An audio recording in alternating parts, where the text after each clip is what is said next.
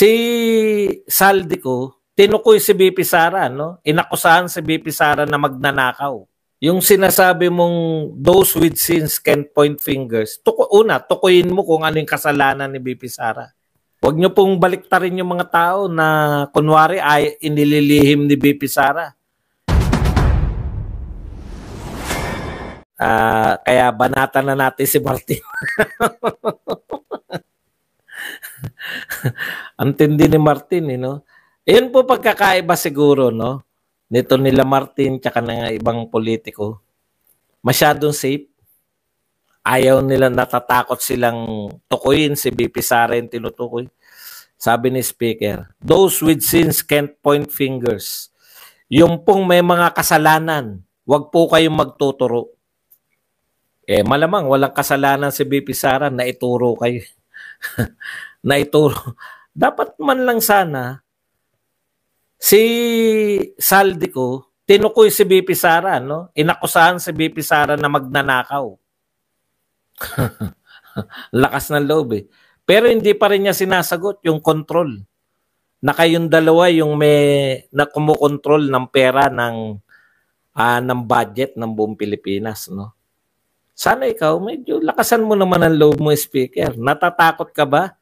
Wala nang supporter ni BP Sara. Wala na kayong makukuha sa mga supporter ni BP Sara.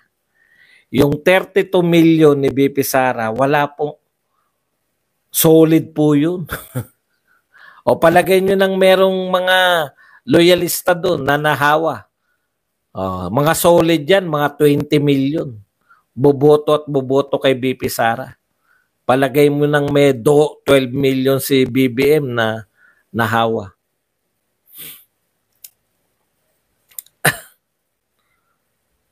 Kaya ang masasabi ko lang, no, Speaker, yung sinasabi mong those with sins can point fingers, tukuyin mo kung ano yung kasalanan ni BP Sara.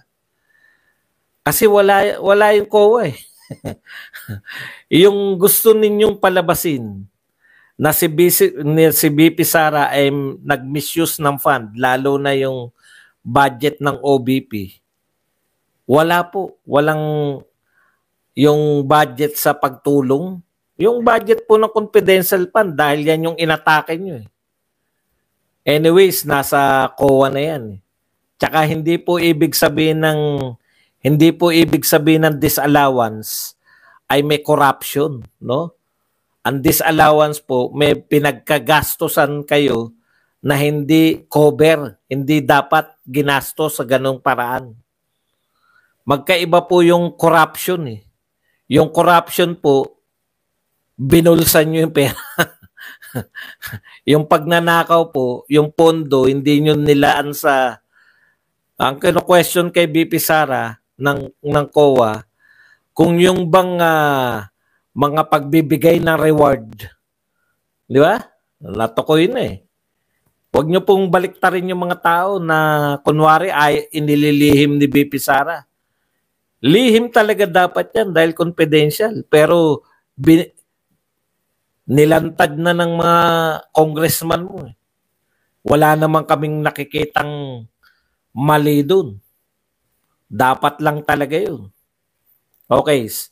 Yung pinalalabas nyo sa DepEd, napatunayan na walang problema si BP Sara. Ano yung sins na sinasabi mong meron si BP Sara? Kung si BP Sara nga yang tinutukoy mo. Kaya ako questionable din eh. Kasi ayaw niyong tukuyin eh. Ito pa ang sabi ni Speaker Martin. House leaders also said the chambers will not tolerate hypocrisy and those who ignore their own misuse of public funds. Ipokrito daw. Yung tinutukoy niyang may mga kasalanan.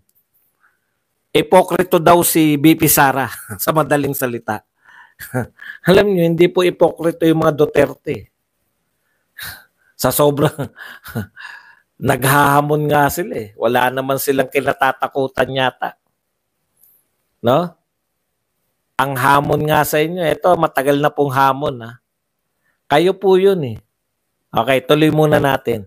as legislators, we are not only guardians of national purse, but also stewards of people's trust. Every peso we allocate in this budget carries with it the sweat and sacrifice of millions of Filipinos, and it is our duty that these resources are spent wisely, effectively, absolute accountability. Narinig ko na naman yung accountability. Of all people, sa inyo ko pa narinig yung accountability. Alam ninyo, no? Kayo yung parang pinagmamalaki nyo na trabaho nyo niyan na taga-check kayo, no? Ng wastong paggamit ng budget. Tanong ko lang, Mr. Speaker, lahat ng opisina ng pamahalaan, binubusisi ninyo yung budget. Lahat ng opisina ng pamahalaan, pwede nyong questionin paano nila ginamit, no? Okay. Ang sinasabi natin dito, hindi ka ipokritohan yung ginagawa ni BP Sara. Hindi nga ka ipokritohan, pinagbintangan nga kayo. Na kayo ang nag-insert. Kayong dalawa ni Saldico ang eventually nasusunod, no? Kaya hindi mo nyo na pwedeng ibalik kay BP Sara na hindi mo nga nasasagot eh. Sinagot na rin ni BP Sara yan. Sumasagot siya, hindi nyo lang gusto yung sagot. Kung tutusin, ang ganda ng sagot ni BP Sara eh. Alam nyo kung ano sagot ni BP Sara? Diba?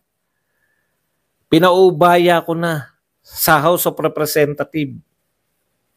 Kung gusto nyong ipasa yung budget, hinihingi namin budget, humihingi kami ng budget, ito yung mga katwiran namin sa paghingi ng budget. Kung gusto nyo ipasa yan, ipasa nyo. Kung ayaw naman ninyo, bahala na yung House of Representatives. Ang ganda po nun eh.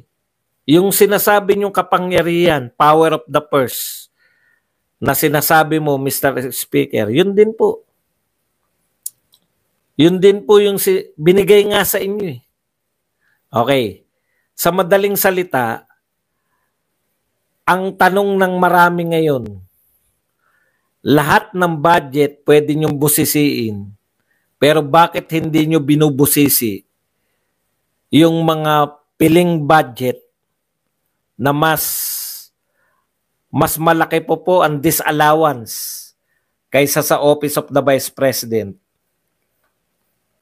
Bakit hindi nyo sila binusisi yung budget? Bakit approve agad? Kung totoo kayo sa sinasabi ninyo, bakit hindi na-open yung mga disallowance? In fact, wala po na-open na disallowance. Tanging sa Office of the Vice President, napaka-special po ba ng Office of the Vice President sa inyo? Okay, kalawang tanong, sino po naman ang bubusisi ng budget nyo? Hindi po ba yun yung pagiging ipokrito? Hindi po ba ipokrito yung nagsasabi kayo na bubusisiin namin yung budget dahil kapangyarihan namin yan, pero walang may kapangyarihan na bumusisi sa budget nyo? Lalo na sa'yo, dahil ikaw yung namimigay ng ayuda eh. Kung talagang totoo kayo na gusto ninyo ay transparency and accountability, ay iba pala. We cannot ignore the reality that there are those who seek to undermine our work. Sabi niya, critics will speak accountability while conveniently ignoring their own misuse of public funds. To this individual, let us be clear, this chamber will not tolerate hypocrisy, nor will it stand idle in face of such blatant disregard to public trust. Tindi, no?